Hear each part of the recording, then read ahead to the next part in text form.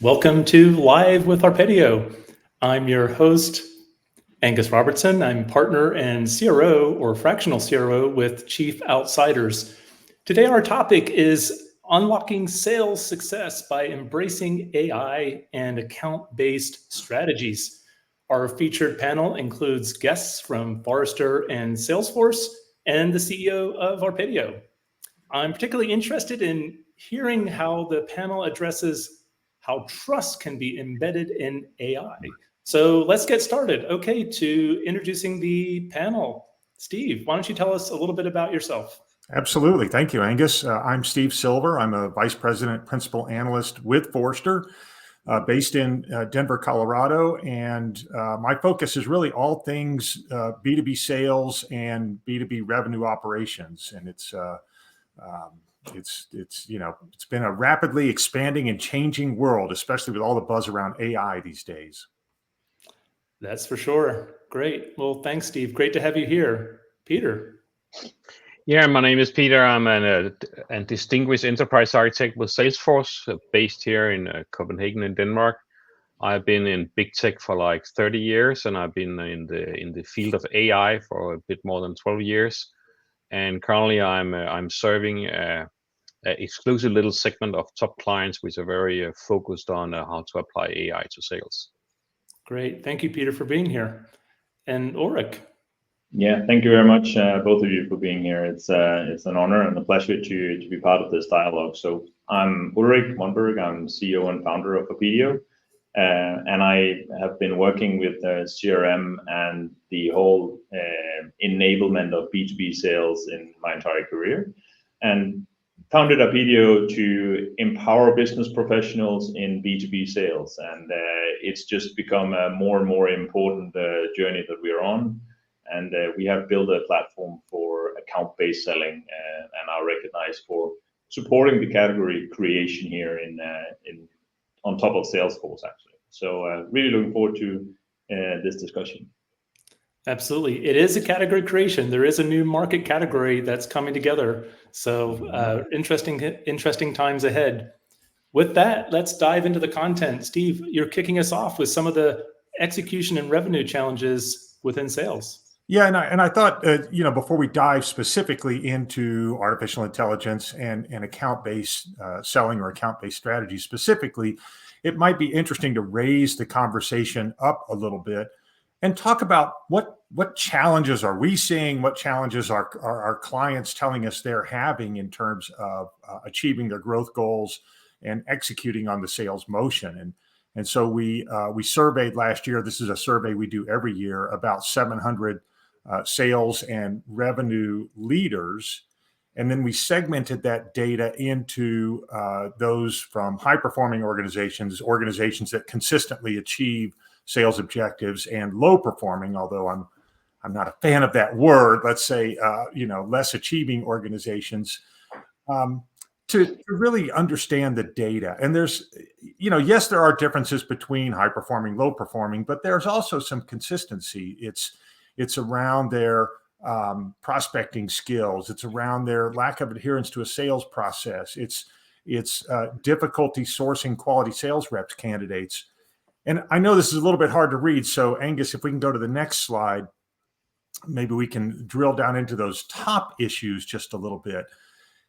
And this is kind of where we're starting to get a hint of how AI and specifically account-based selling can help us understand who our customers are, how they want us to interact with them, and what's important to them. So this one of the top challenges is that first one, that inability to connect offerings, our solutions, to our buyer needs and challenges.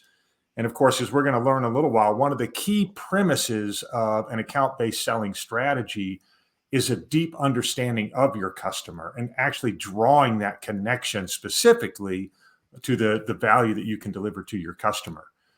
We also see sales reps spending time on non-core selling activities. And I think the big challenge there is, until we understand our customers, we don't know what core selling activities are. We're not sure we're calling on the right customer, that we're delivering the right message, that we're presenting the right value proposition.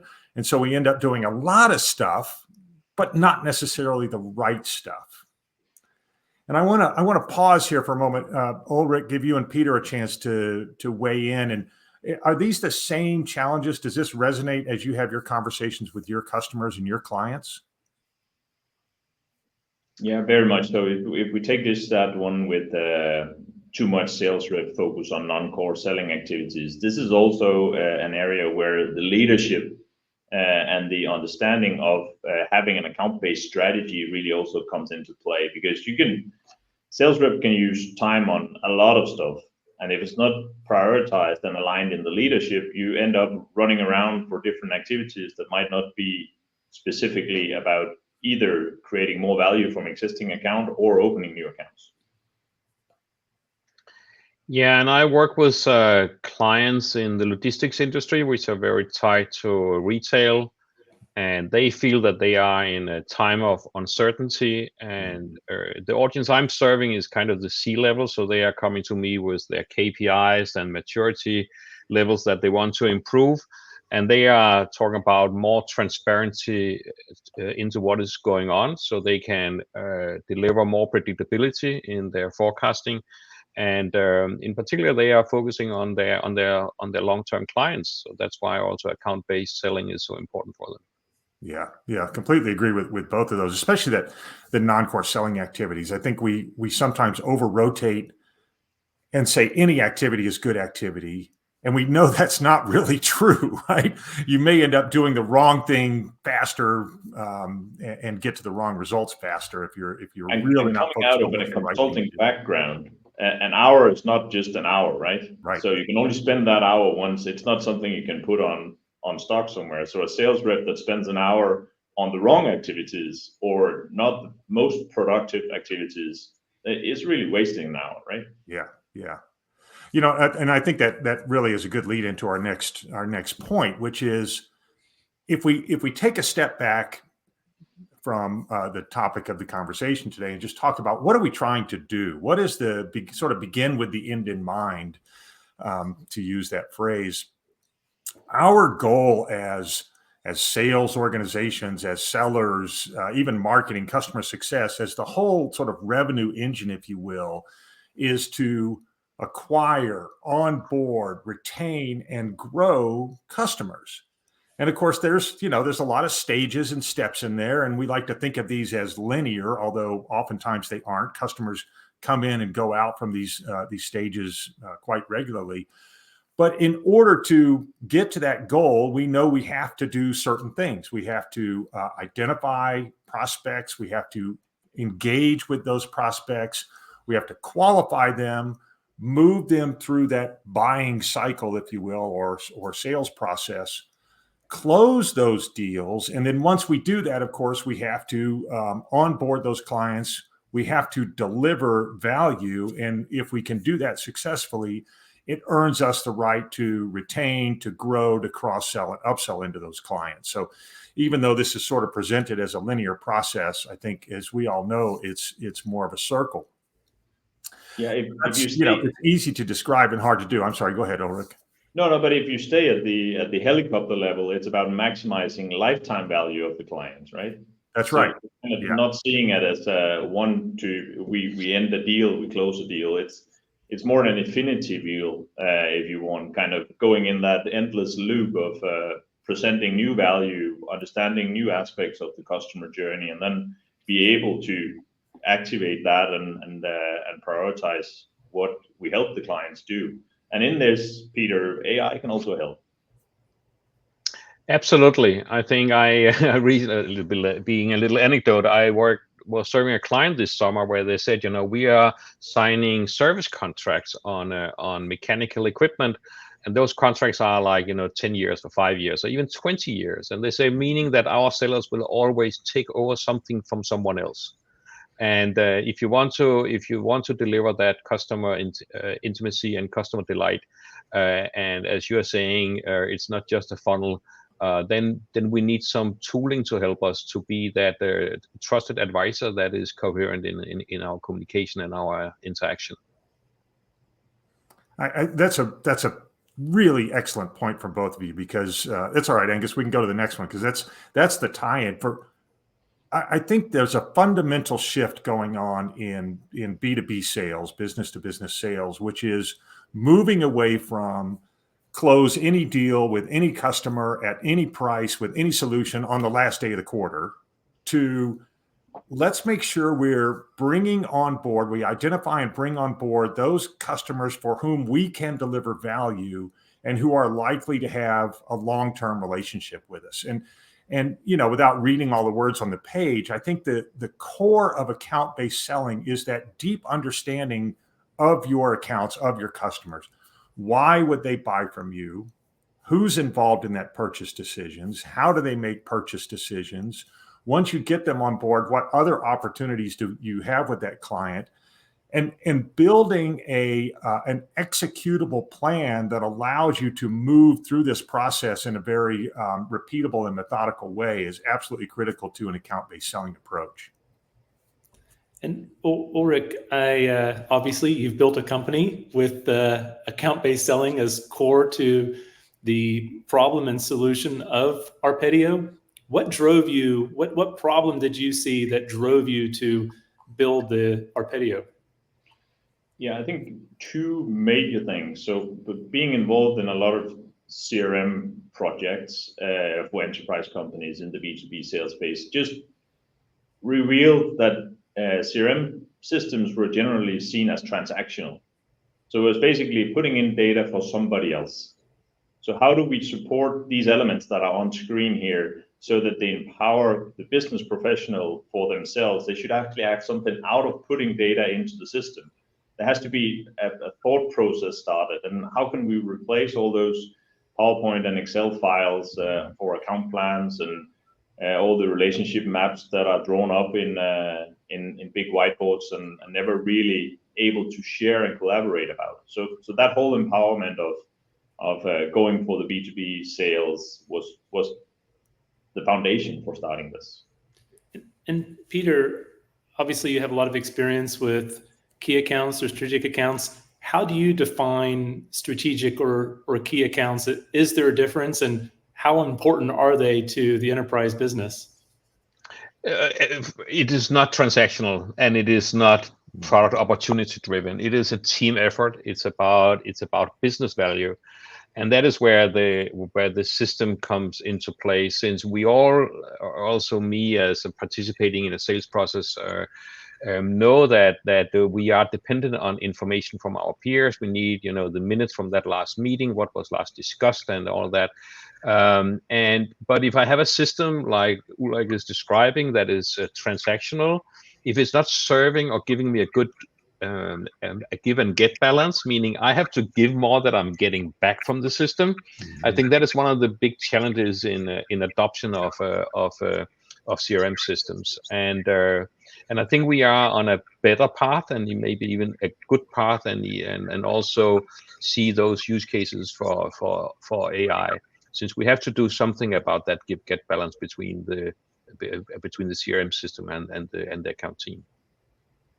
So that's a really, I think, excellent point, Peter, that bears repeating. I think we're finally on a path, and this has started maybe 5 or 6 years ago, where a lot of sales technology is working for the seller or maybe even with the seller versus just taking information from the seller. And I think AI has now just accelerated that trend, probably unlike anything we've seen in many of our careers. So we do spend a lot of time talking with our clients about artificial intelligence and how it is impacting sales and marketing. And, we kind of break it up into these buckets of, well, it's helping us automate repetitive tasks, routine tasks. It's helping us analyze large amounts of data and be more predictive about what's likely to happen. We're using generative AI to allow us to interact with those big piles of data, if you will, in a much more natural way. But I'm a lot less concerned about how we categorize the different types of AI than I am about why organizations are deploying AI.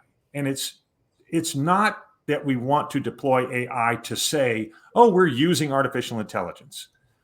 We're deploying AI embedded in these tools in order to get to, it's a means to an end, right? Just like we would deploy any other technology or sales methodology or training. It comes back to our goal of predictable, scalable, profitable revenue growth.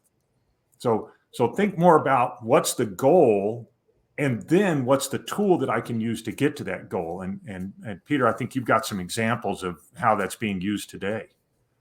Yeah, and before we flip to the next slide, I think it is really interesting that this, and we have it that in a lot of use cases around AI and data consumption. We for a decade or more, well, probably 2 decades, we've been able to understand the past by looking at data.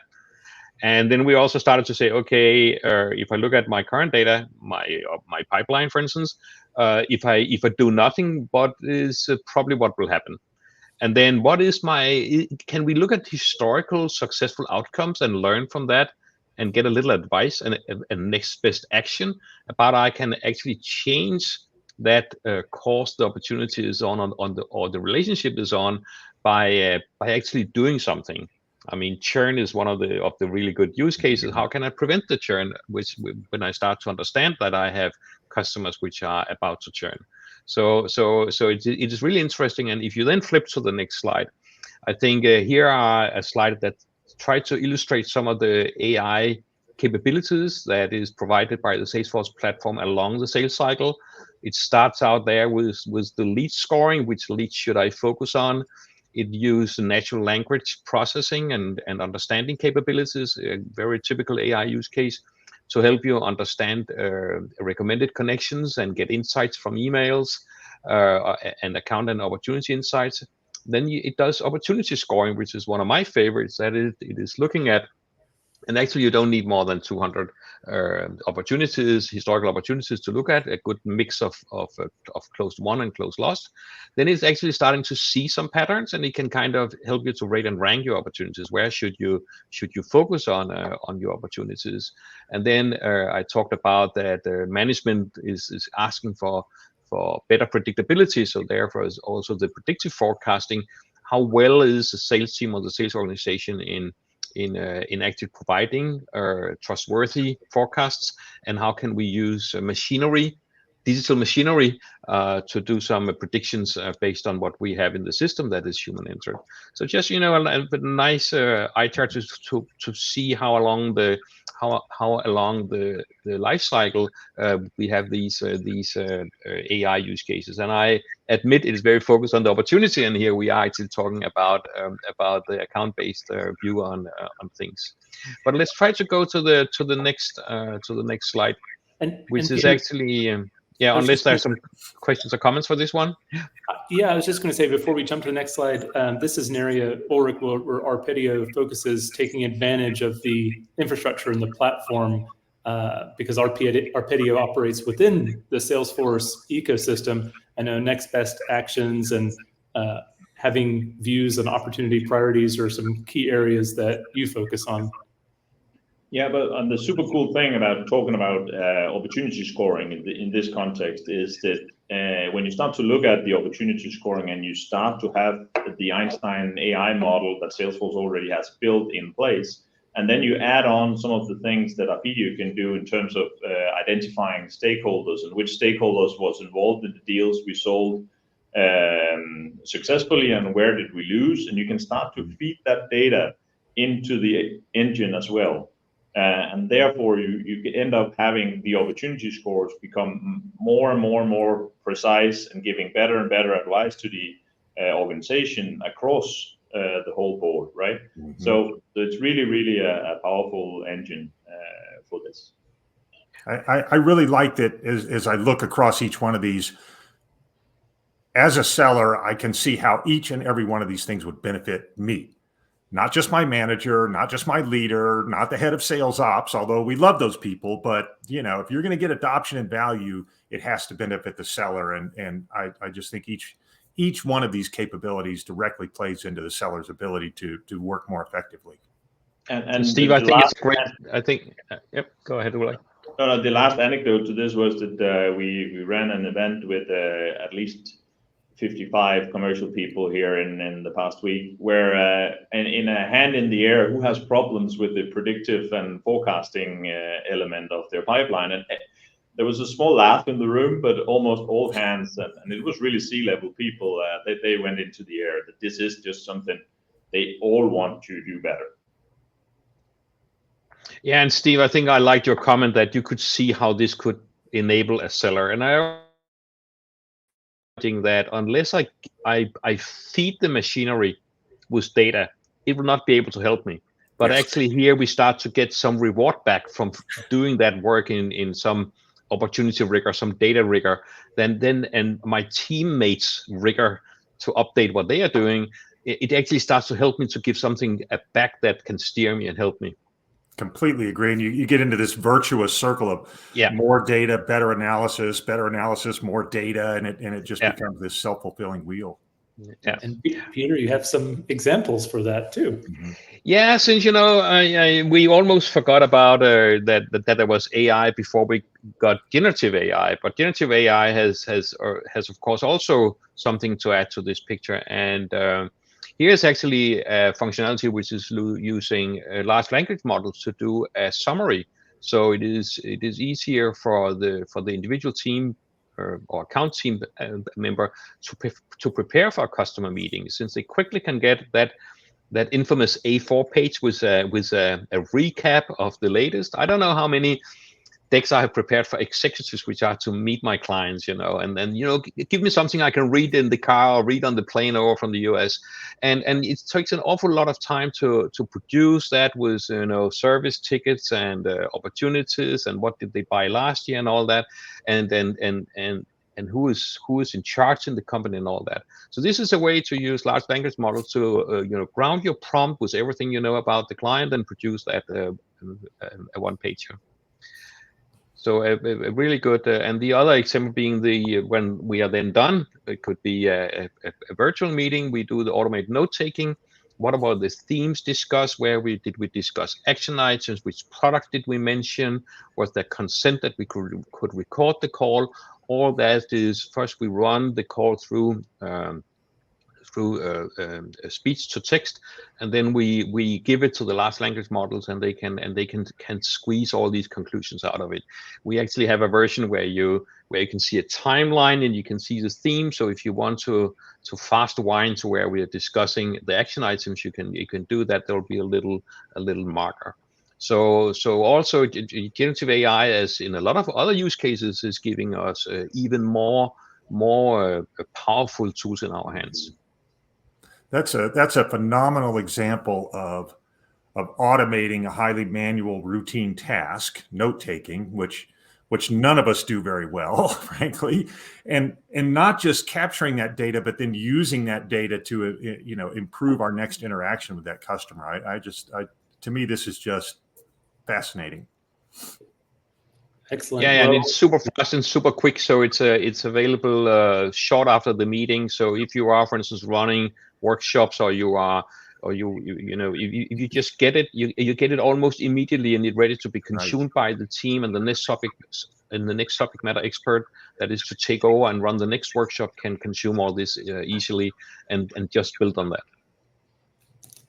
Excellent. And you're getting additional data into the system. Yeah, I do.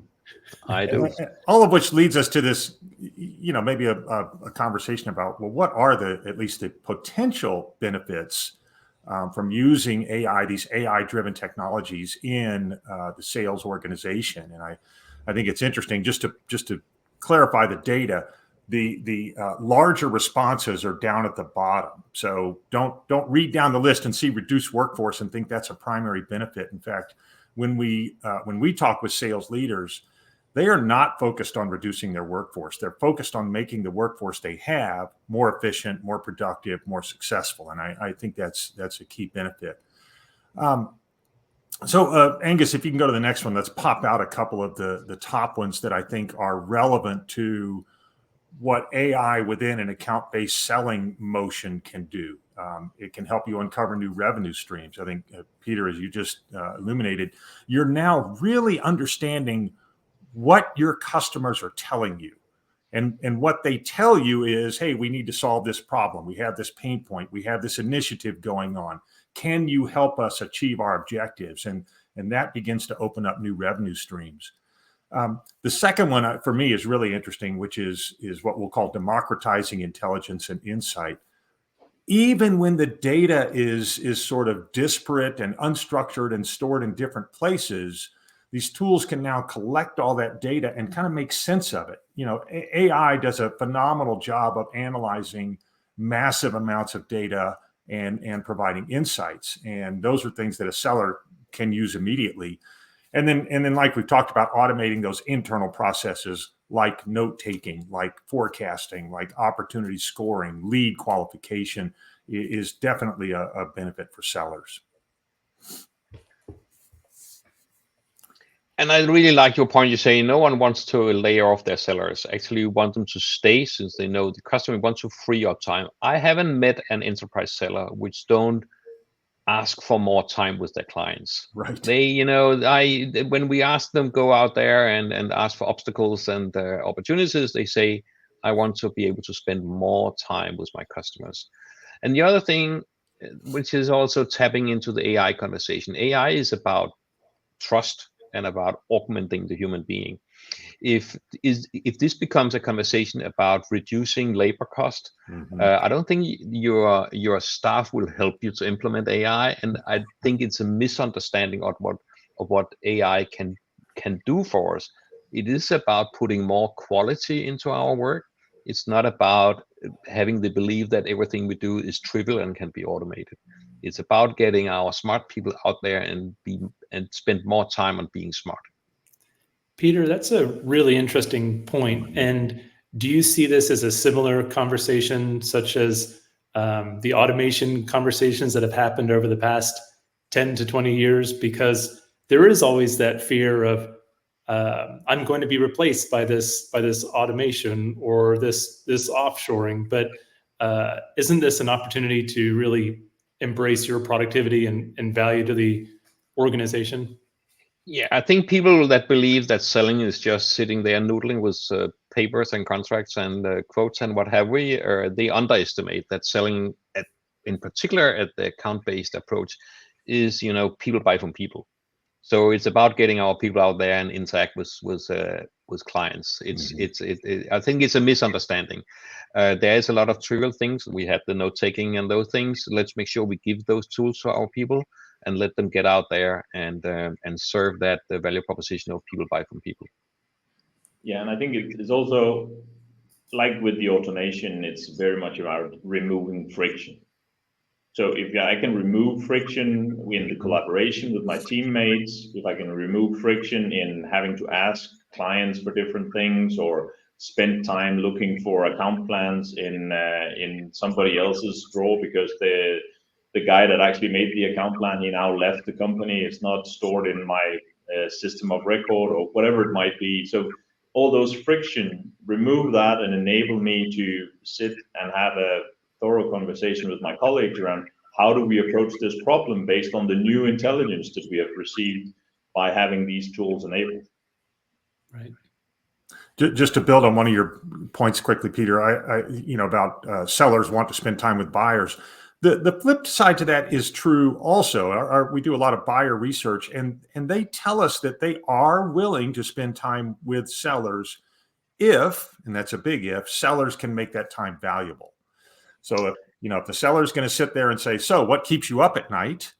Probably not a good use of the buyer's time. If the seller is going to come in and answer questions, show them how to get more value from the solution, tell them what other companies have done that's relevant to them, that's value add to the buyer's decision-making process, and it's worth spending their time. Yeah, you have to be relevant. You have to be aware of what product they have acquired. You need to know which troubles they have had and which have been surfaced as tickets. You know what the topic was of your teammates meeting last week was the very same a person, so you're not just telling the same story. And and I'm also personally all into that about relevancy. Sometimes that can even tip over that we think we should tell our customers how to run their business, which is not the case. But you have to be a qualified conversation partner in context of the customer situation, the interaction that they have with your company, and what's going on in their industry. You have to be aware of industry trends. And what if they are just to acquire someone or to be acquired?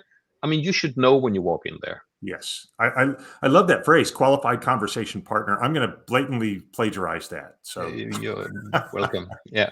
Yeah, or as they Go ahead, stated, Strategic Account Management Association, and the whole setup around what makes a good SAM, it's really about co-creation of value with your client. So how do you look at how to co-create value with them? And you don't get there by asking what keeps them up at night. I mean, that's right. We're way beyond that point. Yeah. They expect you to know that when you walk in the door. Yeah. And that conversation perhaps leads us to some of the challenges that sales organizations perceive when they're thinking about AI technologies. If you again, Angus, if you can go to the next one, we'll talk through some of these. And I think lack of trust, right? They don't know. Sellers in particular tend to be very practical oriented types of individuals. They want to know, well, where's this data coming from? Why is it telling me to send this email? Why is it giving me this guidance or this forecast? And a lot of that comes down to data. And Peter, I think you've spent a lot of time on this. The old adage, garbage in, garbage out, still applies even in the world of AI. And now you had predictive or traditional AI, which will amplify your data quality issues. Yes. And now you get generative AI. And as I'm saying to my clients, if you cannot report on your data, if you don't trust your reports, don't even think about giving it to a prediction. And you are not even close to be able to use that data in generative AI. So that's also why you earlier talked about your wheel with the different types of analytics. You have to be able to crawl before you can walk and run. And maybe it is to trust your reports and trust your predictions before you start to then fuel it into generative AI. Since every little issue you have in your data will be amplified when you give it to those powerful tools.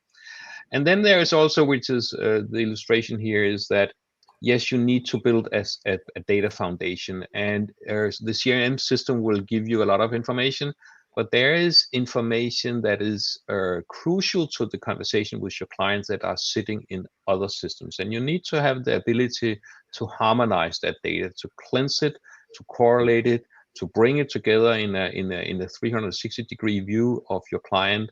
And then you can start to activate that data to get that a better insight into your client, getting a bigger automation opportunity. And then we are talking about these grounded prompts, which is about the way you use large language models that you, as you know from ChatGPT, you're writing something and then you get a lot of information back.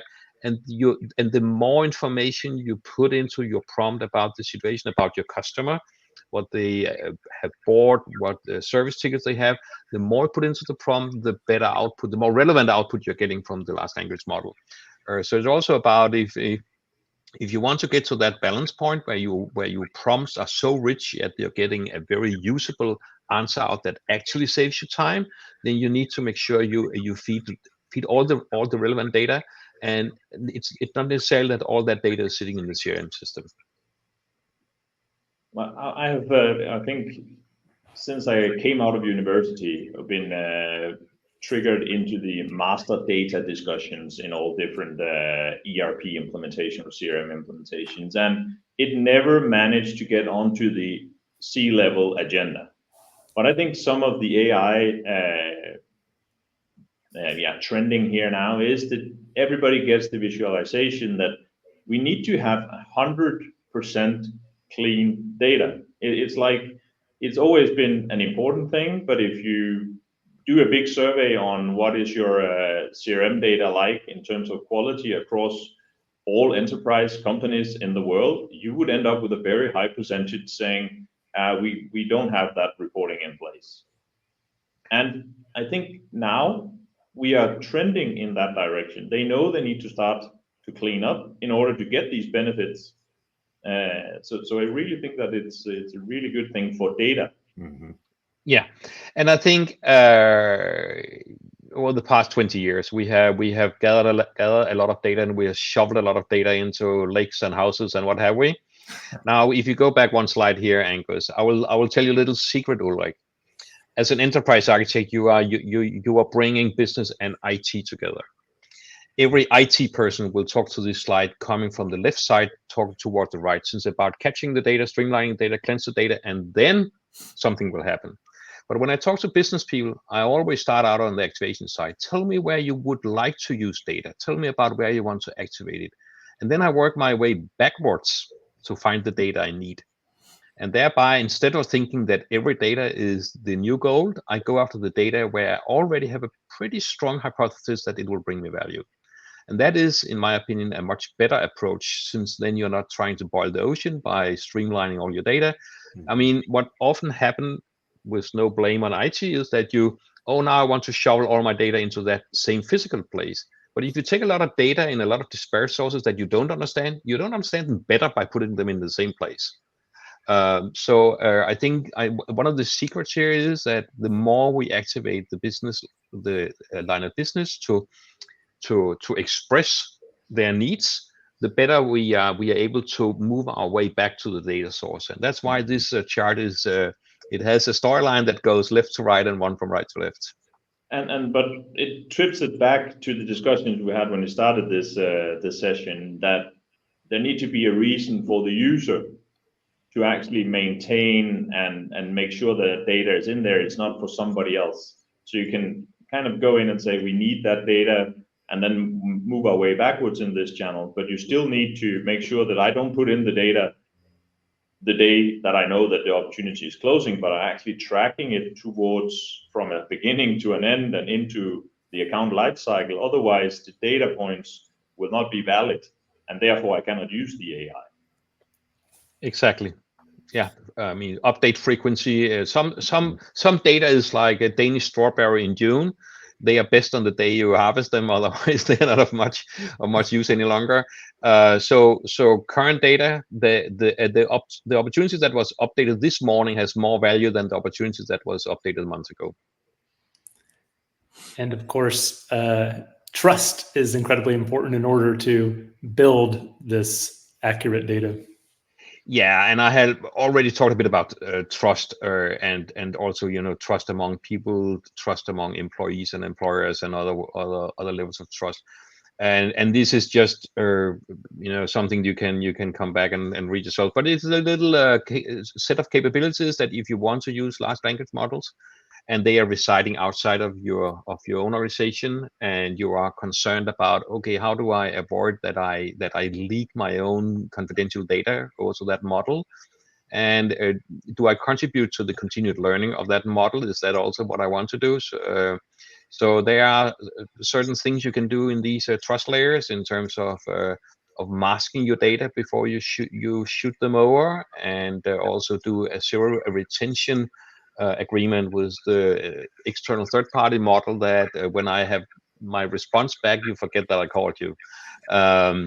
Then, of course, when we use large language models and GPT-style technologies, and it create content for us, we have to make sure it is not misrepresenting our brand. We have to protect our brands. I think all companies being concerned about the brand. I'm a bit concerned that the large language models try or start to spit out something which is not representing them well. So that's why you need some toxicity detection and maybe other AI capabilities to clean up what is coming out or do an extra sanity check of what is coming out. But all that is what at least Salesforce approaches is to put it into the Einstein trust layer. So you are able in the flow of work to use a generative AI in a way where you're not doing wrong things. It's a trusted way to use generative AI. Great, thank you, Peter. And Steve, when you look at account-based selling and the top use cases for that co-creation of value, what are some of those focus areas for sales teams? Yeah, I think this allows us to maybe bring the conversation to a more practical level for people. We've got these AI, we've got these tools. How does it impact the selling organization? And I think so. A couple that maybe we could take a deep dive into are relationship mapping, account insights, and maybe some of the coaching that comes out of this. But it's automating a lot of the things, exactly to Peter's point, that I think we were depending on sales reps to either manually create or manually enter. that now the account-based selling tool can help us make it a living process, make it a breathing process, embed that discipline into the organization, so that sellers and customers see the benefits from using this technology and using this methodology. So maybe we can take, in the time we have left, just a little bit deeper dive. We started out talking about account-based selling. The whole premise, the whole value from this comes from a deep understanding of your customers, and then using that understanding not just to build a plan, but to execute on that plan and continually adapt that plan to the realities on the ground. And I think that's where these technologies have made a huge advance in the last 5 or 6 years, is moving them out of the realm of this kind of once a year exercise into something that we use throughout the entire year as we're engaging with that customer, as things change, as we uncover new opportunities. And again, I think, back to Peter's point, that the system itself helps us uncover those new opportunities. It's not just the burden on the sales rep. The platform, the technology is really guiding us through that. And to me, that's just phenomenal. Ulrik, I know you're passionate about this discipline of continuous planning. Any Absolutely. best practices to share here? Yeah, and just maybe wrapping it up in with a few slides on that, quickly walking through. But all of what we've tried to do this is to empower by doing it very simplistic in the understanding that it's red, green, yellow. So you put in your account plans, you get your account health scores in a red, green, yellow. So you're able to easily prioritize on your team what is the next best actions. So going, as Steve just said, going from building account plans to actually do account planning on an ongoing basis, driving your relationship forward on these large accounts, and doing it in a collaborative manner so you can easily prioritize, okay, we have some white space here for the analysis that we've done in our account team. We now can share, and everybody who's on the account team can see what's the priorities and how do we work with this in a coherent way.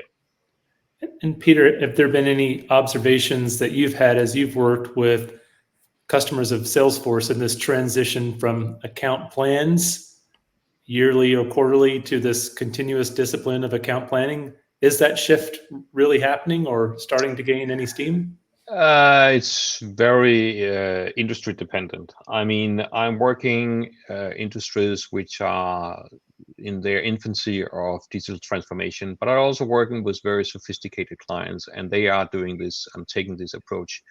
And it's not that you just switch on some of these AI capabilities and then everything is good and great the morning after. It is, AI in the context of CRM is a demanding but also very rewarding technology, and it is not just a fashion trend. But again, so you have to start working with it. And I think what we've discussed today show that there is a lot of upside to the sellers and to the delightful experience we can give to clients. And Steve, the last use case we're highlighting or example we're highlighting is focused on relationship mapping. Yeah, and I think this idea of visualization and relationship mapping is something that really resonates with sellers because it's something they're trying to do every day, right? At the end of the day, as Peter said earlier, people sell to people. Understanding who's involved in the purchase decision, what their orientation towards you is or towards a competitor is, what their role in that purchase decision is, and then being able to connect with that person in a personalized, meaningful way is just absolutely critical.